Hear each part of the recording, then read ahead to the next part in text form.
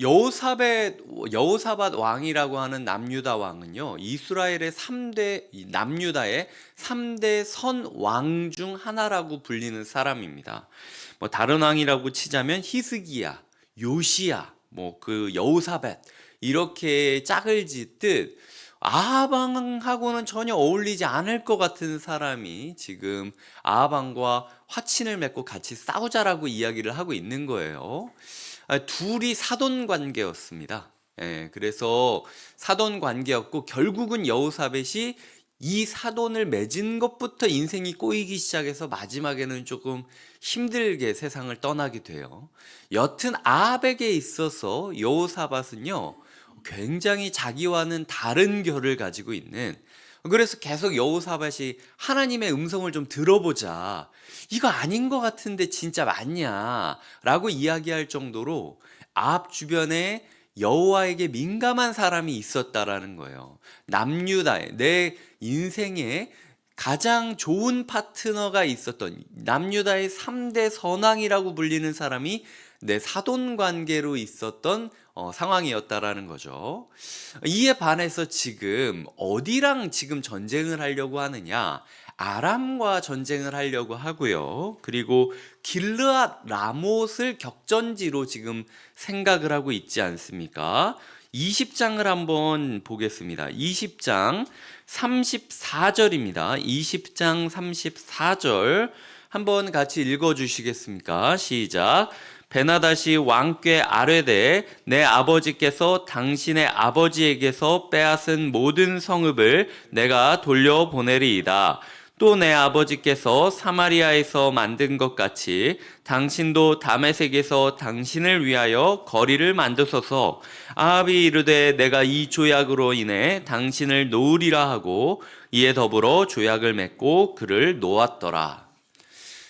아람이 분명히, 베나닷이 분명히 돌려주겠다고 한 땅이에요. 이 길르앗 라못이 다른 땅이 아니라 그렇게 엎드려 싹싹 빌면서 기어오듯 아주 사정사정을 하길래 아합 왕이 통 크게 아유 당신 아직도 죽지 않고 살았어?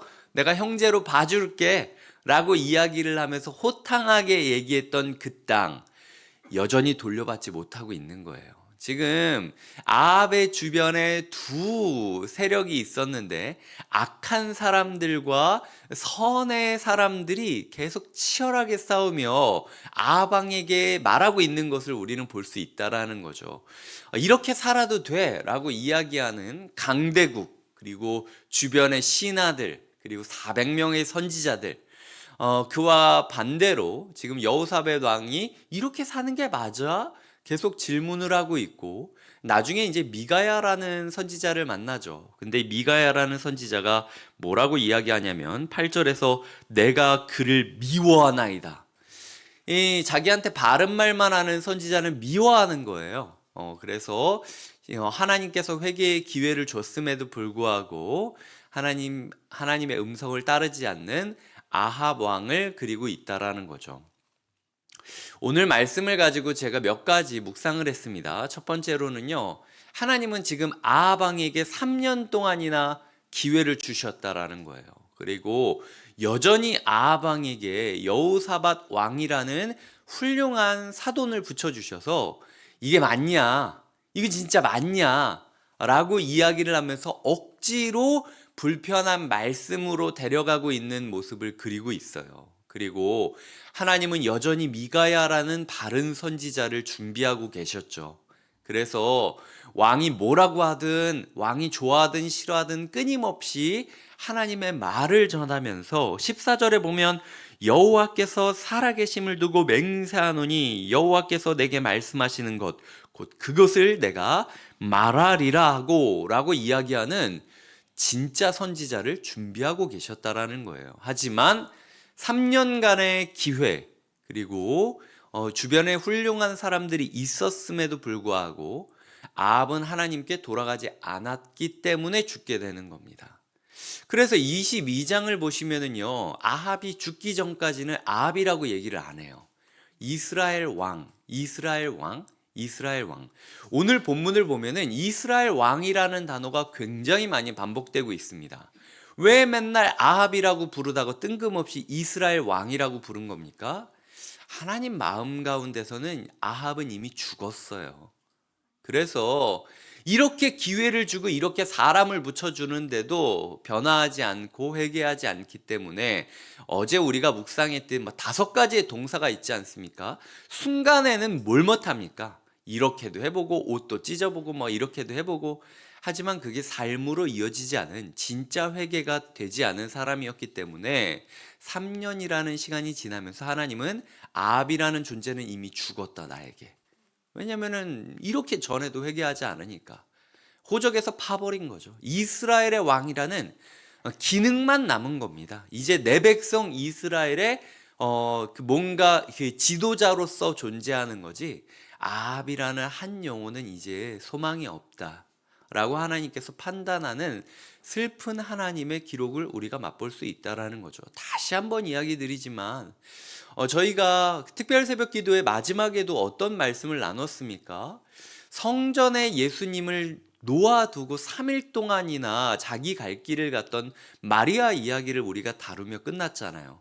그때 제가 드렸던 말씀이, 마리아를 놓고 묵상하며 제가 하나님한테 어떻게 자기 아들이고 그리고 메시아라고 예언 받았는데 3일 동안이나 두고 잊어버리고 찾지 못해서 방황할 수 있느냐.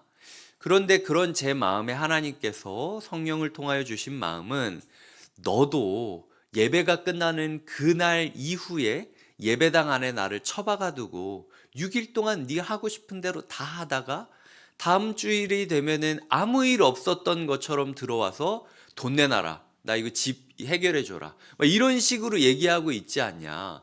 마리아가 너보다 훨씬 나아. 이게 제가 마음 가운데 받았던 묵상이고 성령님의 음성이었다라는 거죠. 하나님께서는 우리한테 말씀하고 있는 겁니다. 아합을 너무 나쁘게 생각하지 마라. 아합이 니네보다 나아. 아합이요, 영토적으로는 솔로몬 이후에 꽤 강대국을 형성했습니다. 그러니까 아합이 조금 종교적으로는 부족한 게 있다 할지라도요, 이스라엘 사람들은 만족했어요. 왜냐하면은 솔로몬 이래에 우리의 영토권, 우리의 이런 주권을 잘 회복해 준 선왕이기도 했기 때문이에요. 하지만 하나님께서는 그게 중요한 게 아니라고 하시죠.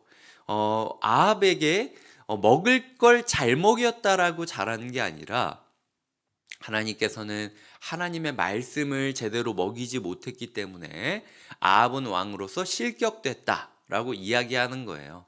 그런데 이 새벽 우리에게 하나님이 말씀하시는 거죠. 소위 말해서 아합은 돈이라도 잘 벌었지. 너희는 맨날 나한테 가지고 와가지고 이거 힘들다 저거 힘들다 이거 해결해달라 저거 해결해달라 얘기하지만 그럼에도 불구하고 너희가 오히려 아합보다 더 무능력하고 무기력하고 더 안 좋은 상황일 수도 있어. 그러니까 너무 아합만 욕할 게 아니라 아합에게 3년의 기회와 여호사밧과 미가야를 줬듯이 너도 바뀌어야 될 때 바뀌어야 된다라고 말씀하시는 모습을 기억해야 된다라는 겁니다. 두 번째로는요, 우리가 아합 왕에게 선지자 400명쯤 있었다라는 게 좀 이상하지 않습니까?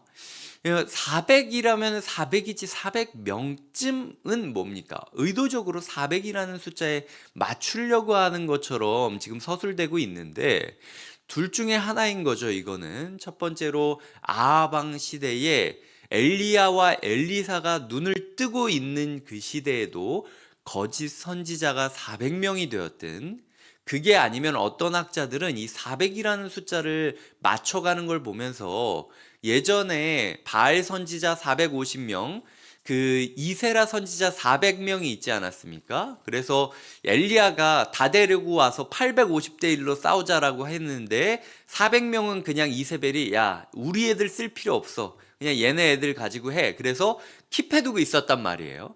그 400명의 선지자들한테 찾아간 거 아니냐라고 이야기하는 학자도 있습니다. 그래서 이 선지자들한테 이야기를 했을 때 여호와께서 당신에게 승리를 주겠다 이렇게 얘기하는 게 아니라 내 주께서 당신에게 승리를 주겠다라고 이야기하는 그 단어를 가지고 그 학자들은 이 주라는 단어가 사실은 여호와를 뜻하는 게 아니라 이세벨을 뜻하는 것이었다.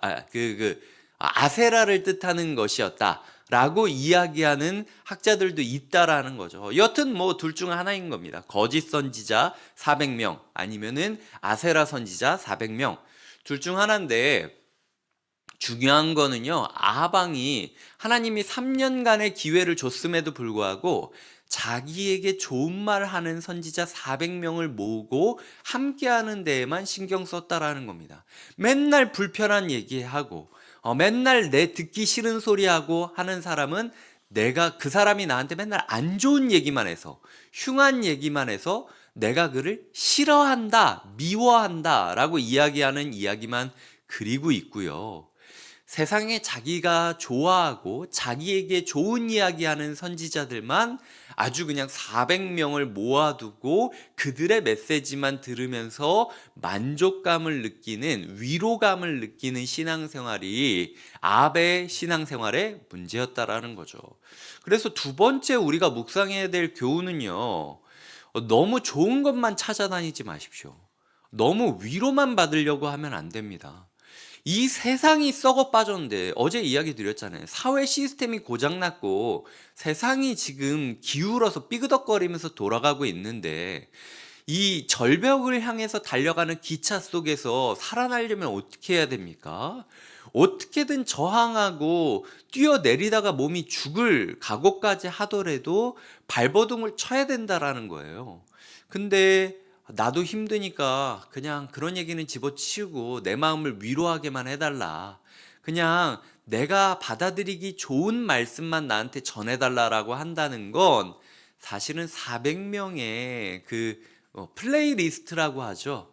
내가 힘들 때 듣고 싶은 음악들을, 듣고 싶은 설교들을 플레이리스트라는 유튜브 그 리스트에다 모아놓고 계속 반복해서 듣듯, 나에게 도움이 되는, 나에게 좋은 이야기만 해주는, 잘 될 거야, 다 괜찮아, 넌 문제 없어, 이렇게 얘기하는 목소리만 계속해서 틀어두고 있는 아합의 삶과 별반 차이가 없다라는 거죠. 진짜 문제 없습니까?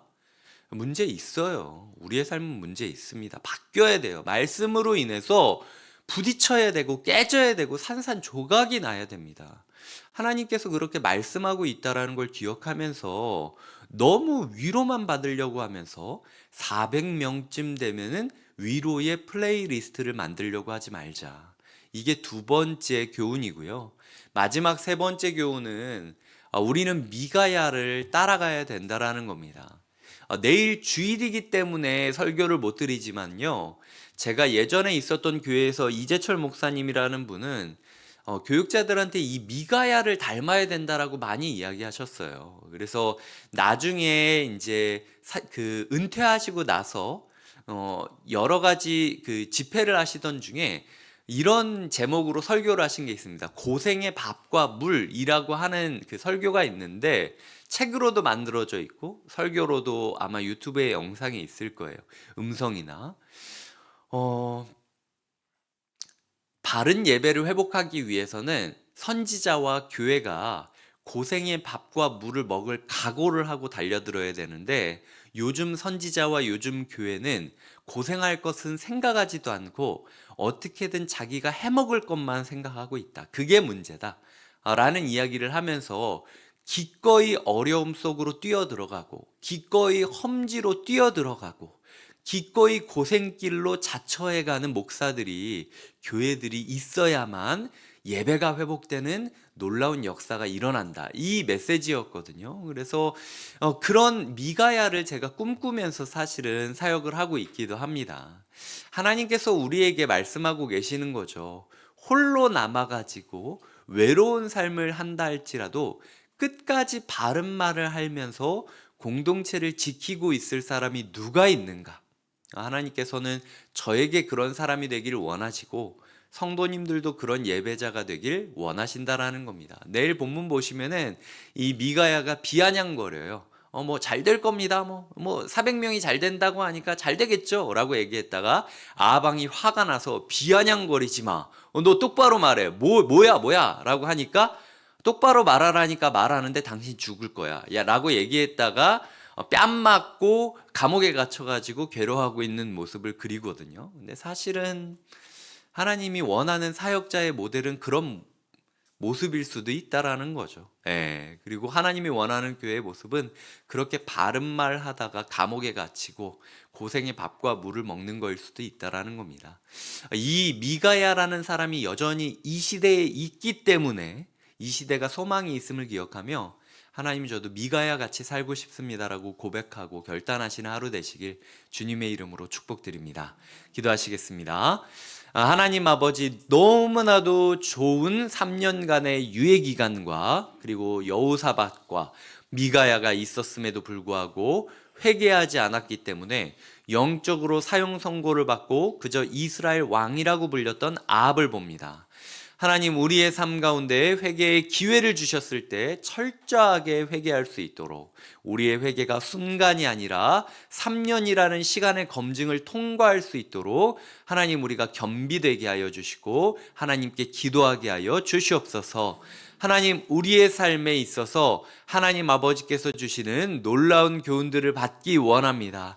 하나님 아버지께서 이 말씀들을 통하여 주시는 교훈들을 힘입어 우리가 날마다 누구와 함께 해야 할지, 누구를 신뢰해야 될지, 어떤 모습이 되어야 할지 꿈꾸게 하여 주시옵소서. 예수님의 이름으로 기도드립니다. 아멘.